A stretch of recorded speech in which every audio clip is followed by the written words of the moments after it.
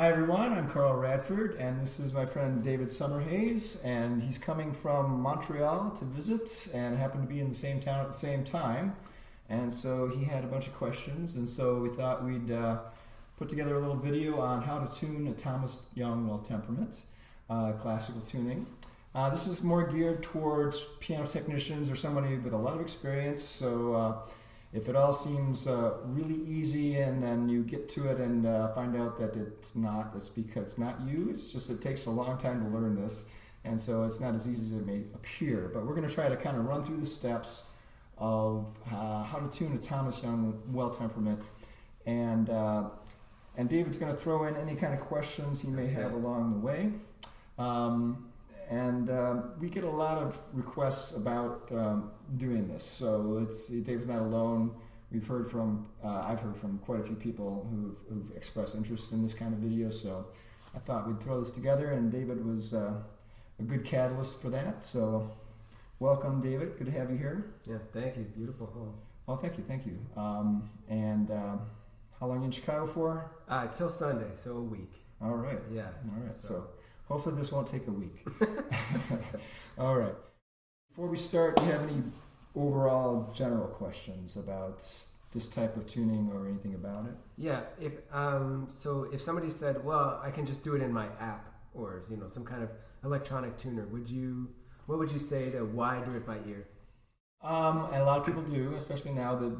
The ETDs, electronic tuning devices, are a lot more advanced than they used to be, and I use one occasionally as well.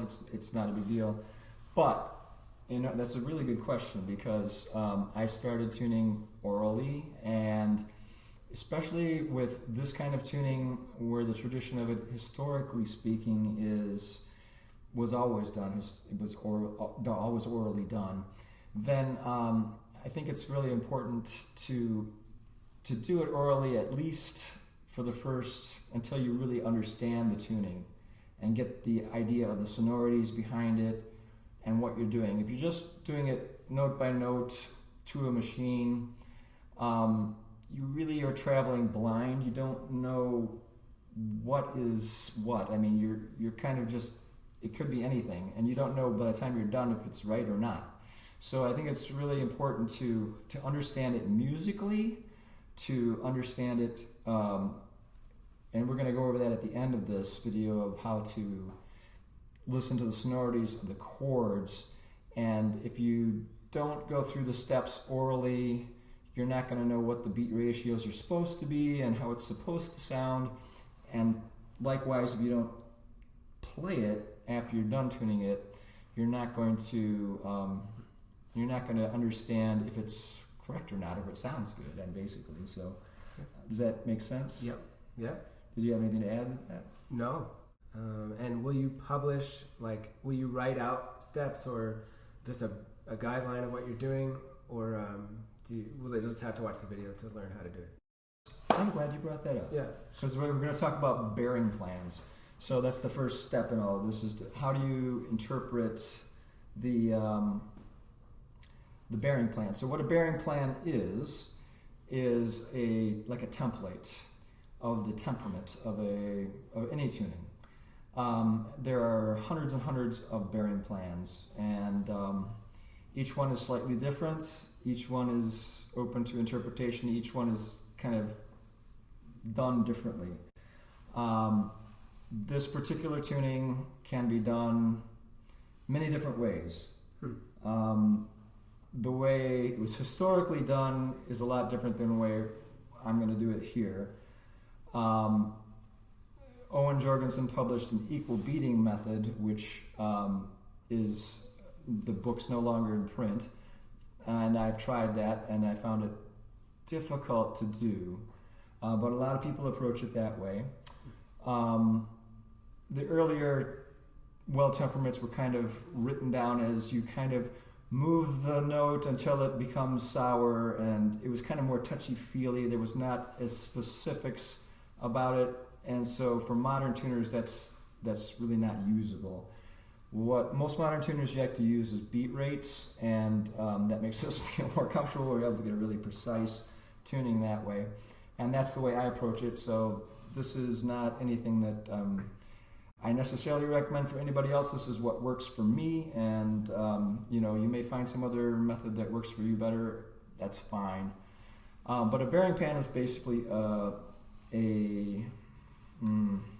like I said, a template, a plan note by note, and how to tune any particular temperament. And some are easier to interpret than others. The one I use is Owen Jorgensen's from his Red Tuning book, which also is no longer in print. So the question is, how do you get that? I can't really advise how to do that, actually. You could go to a piano technicians guild and locally in your area, and they probably have a copy of it in their chapter library. Maybe they'll let you borrow, or maybe from a local library or something like that. But does that answer your question? Watch the video. Yeah, we'll watch the video. So let's get started with actually tuning Great. a temperament. This is a bearing plan, and what you'll notice first thing from the bearing plan is that there are quarter notes and half notes, and so the quarter notes are the note that has already been tuned. And so I've already tuned this C to whatever pitch source you're using. That's our starting note for most historical temperaments. And so the note that you're about to tune is a quarter note, a half note. So the open face half notes are the note you're about to tune. So in this case, the C is the note we've started with, it's already been tuned, and we're going to tune the E above it, okay? And that'll be our first interval. This is the most important interval of this particular tuning, really, because it sets the stage for the rest of the tuning. This is your C chord. C to E is a C chord basis. So that's really important. So the biggest critique about this kind of tuning, or this kind of temperament plan, this one that Owen Jorgensen did, and I've heard this time and time again, you see these beat ratios, the first one's 4.1, and they go, how in the world can you tune 4.1? Nobody in their right mind can hear that. And it's true, you can't, it's not possible. But the thing is, what Owen did is he took an octave and divided it into 12 parts. Now obviously equal temperament would be dividing that into equal parts, but we're not doing that here. And so mathematically he did whatever these ratios turn out to be in order to come up with particular exact intervals down to the tenths of a hertz. So these aren't intended to be, they work for electronic tuning, and that's probably why he did it too. But it's not intended, an oral tuner can't tell the difference between 4.1 and 4.5. I mean, it's very difficult. So what I do is I round it off. So rather than 4.1, I'll think 4. So the question is, how do you tune 4? So far, so good, by the way. Any questions? I do have a question. Yeah. How do you, let's say you only have an A440 fork. How are you getting a C? Do you have any suggestions? I use an electronic tuner for that. Okay. Because that'll assume that you're going from A440, and it'll adjust the C according to that temperament. Okay. So you should be pretty close to A440. There are others that start this tuning from A440 if it's critically important to you. I don't typically find the need to do that. Okay. You can also buy a C fork. That's the other way to do it. But we're talking about C. What's that? C4. C4. You said that probably. Yep. Just double check. I didn't, but that's Okay. middle C. Middle C.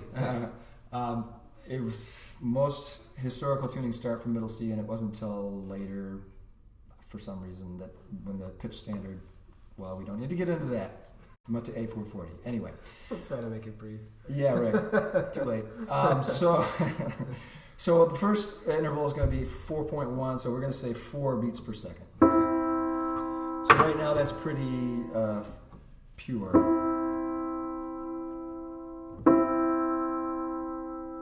So the question is, how do you know what's 4 beats per second? So here's where we use our metronome. Okay. And you can use this with equal temperament too for the first interval. So this is set at 60 beats per second. Okay. And so 1, 2, 3, 4, 1, 2, 3, 4, 1, 2, 3, 4, 1, 2, 3, 4,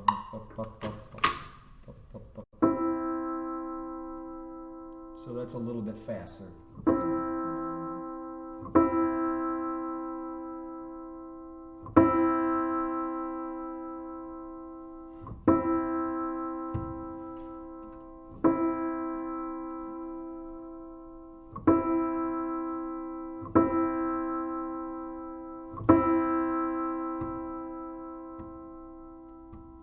slow. Now you can listen to the coincident partial, which is 2 octaves above the top note in this case.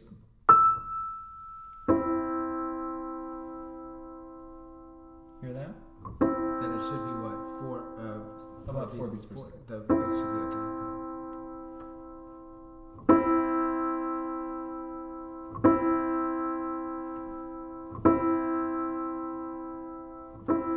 Then I'm going to turn out the unison.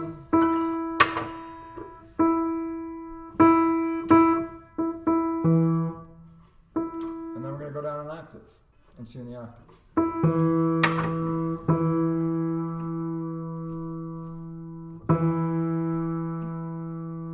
So basically we want to just get it close, and then we'll use a test. And that's the 6/3 test, which is the same as an equal tempo. They should be about the same. Or slightly expanded is another way to do it, so that the E is the octave is slightly expanded. So in that case, the 6 would be a little bit faster than the minor third.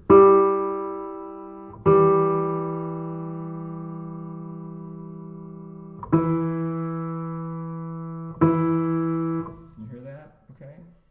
It takes a while to learn that. The 6/3 I'm used to. 6/3 test? You said you want the top to be faster? A little bit fast.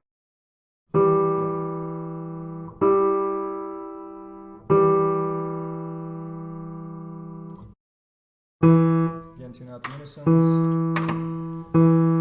If you use a single mute method, it's much more accurate because you can't fudge on your unisons. It has to be crystal clear in order to go on to the next note. Otherwise, if it's not, you have to clean it up. Otherwise, it's going to get too fuzzy. So the next note is the first real tempered note, which is this A flat, G sharp. So this is one where you want 10.7, this one, and then this one about 8.5. So somewhere about 2 beats faster than the lower one, basically. The upper one should be about 2 beats faster.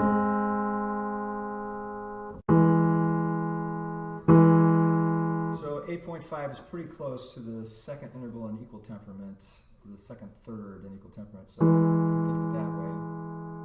The third. So we did the same test. Chicago to Milwaukee, Chicago to Milwaukee, Chicago to Milwaukee, Chicago to Milwaukee. It's pretty close, and this should be about 2 beats faster. Maybe a hair fast.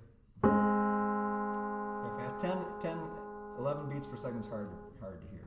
Okay. It's so don't be surprised if that's difficult. Was it Chicago to Milwaukee? That was 8. That's 8 beats per second. Chicago to Milwaukee. All right, I'm gonna have Montreal to Toronto.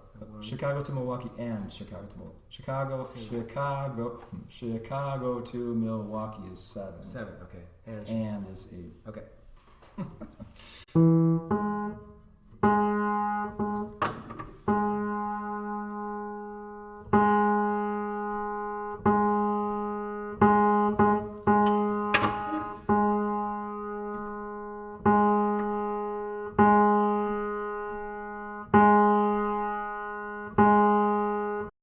Okay, and then we're going to tune.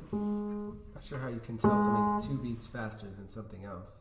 But you just do Chicago to Milwaukee and then it was what again? And it's a guess. Okay, all right. I'll just say to the camera, I'm just sitting here being super impressed. I'm like, wow. Well, a lot of experience. Plus, I know what E majors should sound like in this tuning, and we'll get into more of that more later. Okay. And A flat. See, that may be a little fast. Okay. Let's take that just a minute.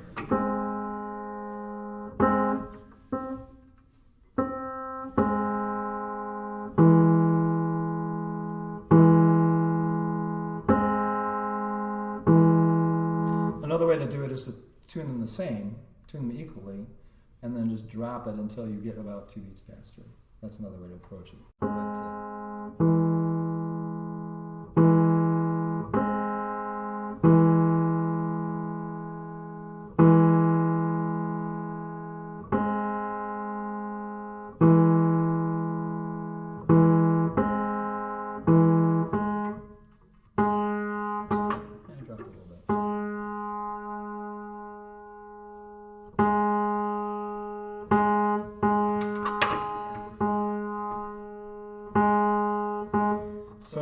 fun part. This is the easy part, the easiest part of this tuning, because you get to tune a bunch of pure intervals in a row, which is really fun because in the modern tuning, we don't ever tune a pure interval. So this is, a lot of people don't know how to tune a pure interval. It took me a while to figure that out myself, actually. So what you do is first try to get it close to pure, so there's no beat at all.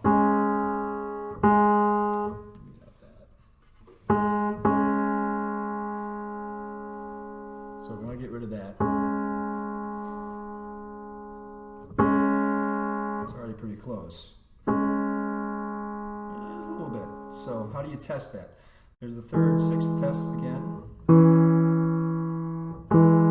They should be the same. If they're the same, it'll be pure.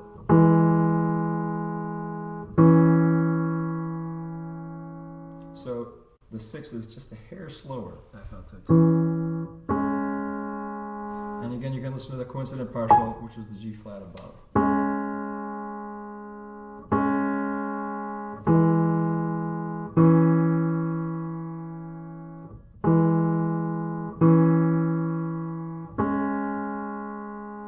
Pretty darn close. All right, so now we'll tune the next pure interval, which is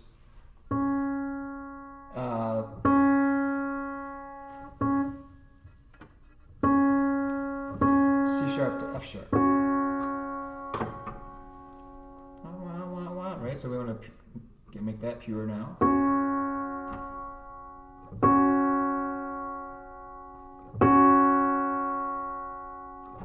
So the coincident partial in this case is C#.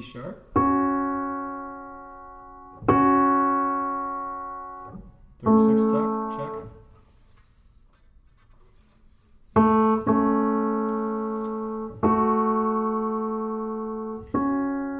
So it's a hair sharp.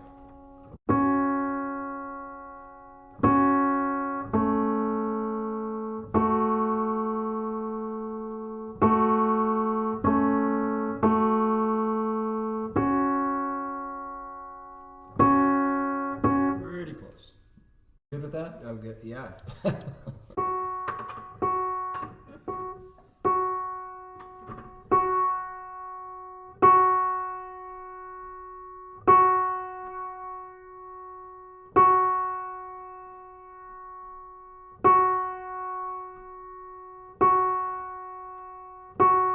Any questions so far? Do you want to talk about the pre-muting and not muting that you did, and just the fact that you don't strip mute, or talk about why a little bit? I considered doing a strip mute for this demonstration because it would be faster, and I'll probably edit out a lot of these tuning unisons just for brevity's sake. But I kind of thought it was important to do it this way because this is the way I do it, and it's a much cleaner tuning. Okay. There's only 2 strings down here, so there's no point in doing a single mute down there. I mean, it doesn't help anything. This is faster.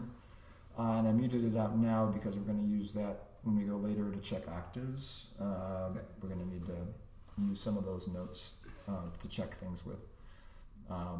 But this is the way I typically will do it. I used to tune with a strip mute for a long time, and then you tune out the unisons and the whole piano's out of tune. It gets really frustrating. So you have to go back and do it anyway. So this is the way I typically tune now. That's good. Now we're going to tune the octave, F to F, F# to F#.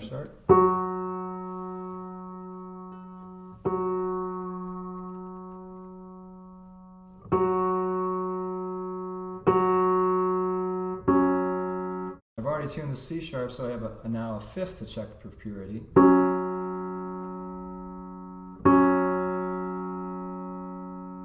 Coincident partial C#.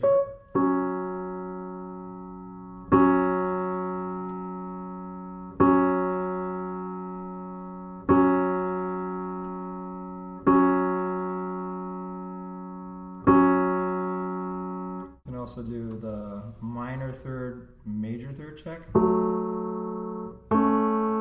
should be the same.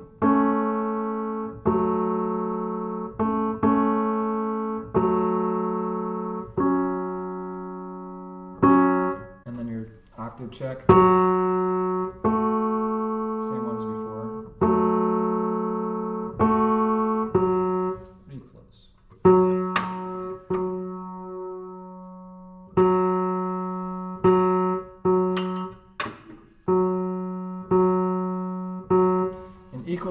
temperament, I would tune that a little wider, the octave, but it kind of messes up the temperament in this tuning if you tune the first 3 octaves that we do too expanded, then the other intervals are kind of... So I will expand out from this, and we'll talk about that later. So now we're tuning D sharp from G sharp.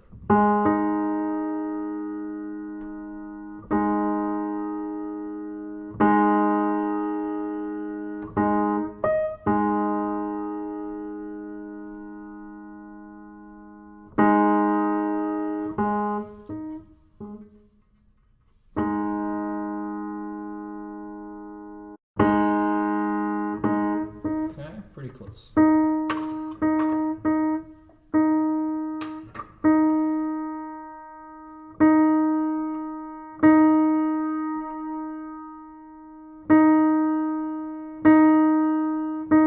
And then the B flat from the note I just tuned, the E to D sharp.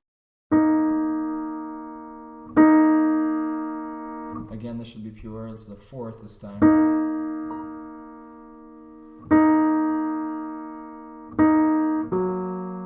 That's too fast to hear anything, so it's not really helpful.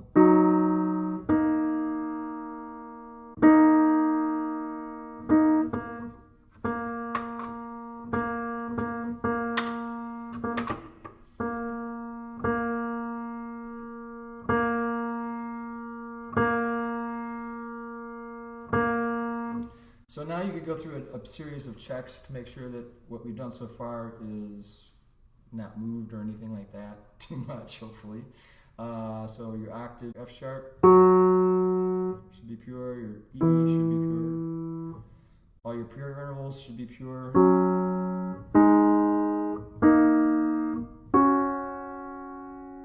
So anyway, you do those checks to make sure everything probably needs more refinement, but for the sake of this video, we're going to move on. So we're going to tune this D, and now between this F sharp and this B flat.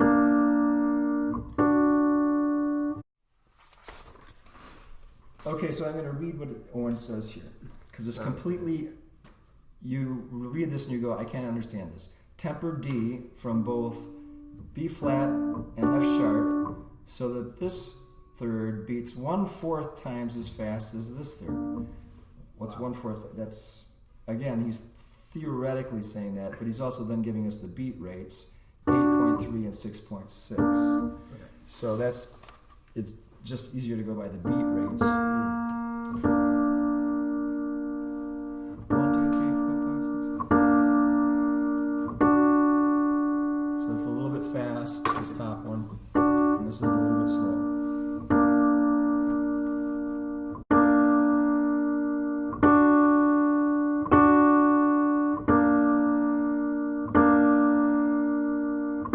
This is almost 7 beats per second, so Chicago to Milwaukee.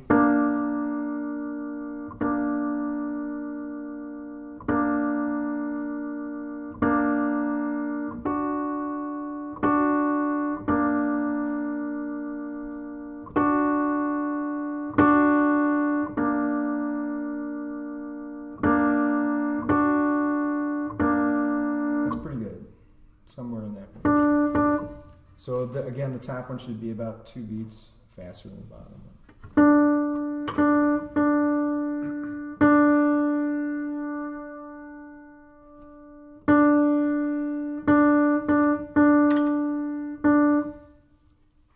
Now these are a little more difficult. I think this is the hardest part of the tuning, these last 3 intervals. So this should be 1.4.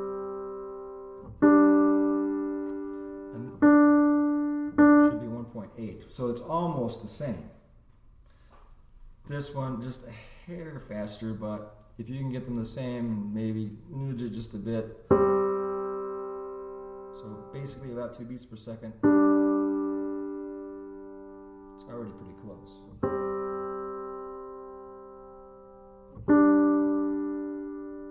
Maybe drop it just a hair.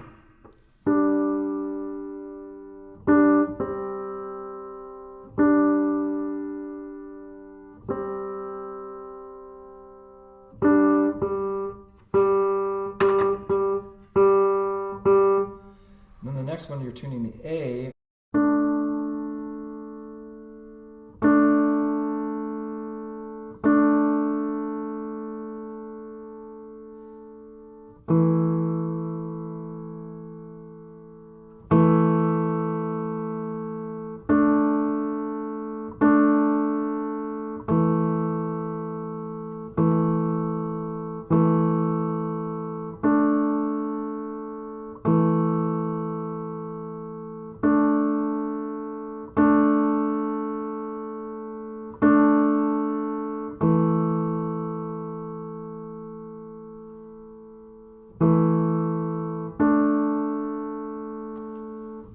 does that make sense? So the top one's faster than the bottom one, you said? A little That's it. bit.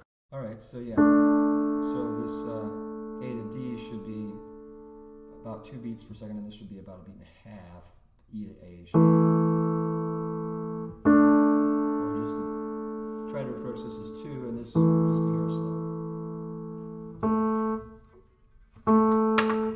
So you don't need a metronome for 60 when it comes to 2 a second. You kind of know what that sounds like. Well, I mean, until you get, obviously you want to, if you need it at first, you can for sure, but eventually, obviously, it's going to slow you down. So you'll get a feeling for what that is. I mean, the slower intervals are much, much harder to count than the faster intervals. 7, 6, 5, and when it gets to start less than 4, it's starting to be hard to count. So the next thing we're going to do is tune this B so that the EB is about 1 beat per second, and the F sharp B is about 0.8 beats per second. So basically about the same, but about, I look for, try to get close to 1 beat per second for both of them, and then just tweak the top one so it's just a hair faster. First try to get them about the same.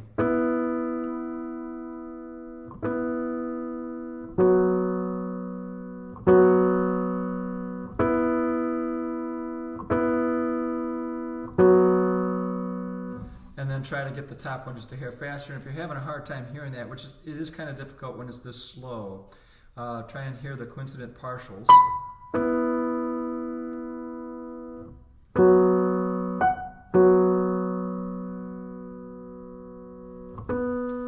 So you can hear just a hair should be a little bit faster in this top one.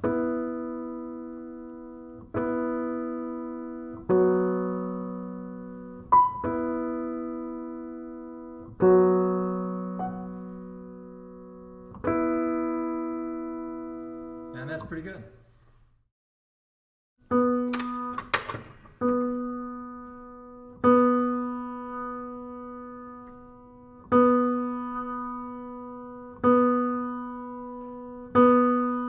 And the last interval, and the last note to tune is this F sharp, or F.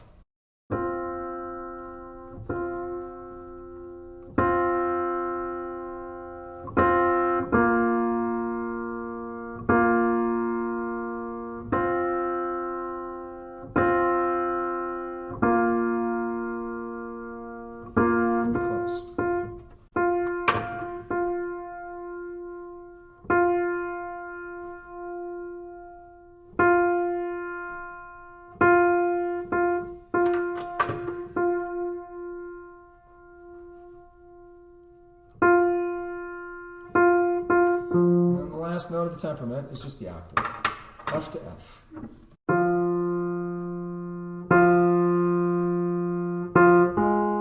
That's way too fast to hear anything, so what I usually do is the D flat to F 3rd 10th test. Still too fast, so I'm going to do the 10th, 17th test.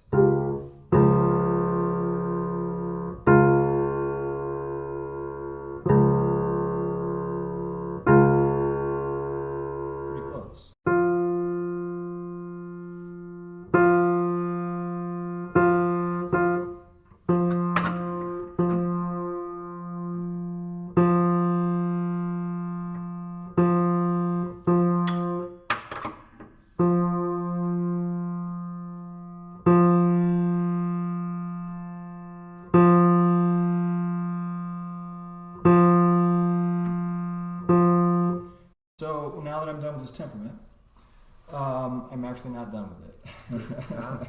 Now what I would do is check the chords, check the thirds, check the unisons, go through it all again probably, and get it closer, refine it a little bit more. You want to, ideally, if I was tuning this in actual real time, I would take maybe 3-4 minutes to do this and then do it again. Better to do that than spend 20 minutes being perfect and then, it's still not quite right. So, do you have any questions over anything about what we've covered? Okay, yeah, I do, but I'm not sure we should cover it right now, but we'll see. I was wondering if you could situate Thomas Young compared to other well temperaments, or why did you choose this one? It's just a question. You can think about it.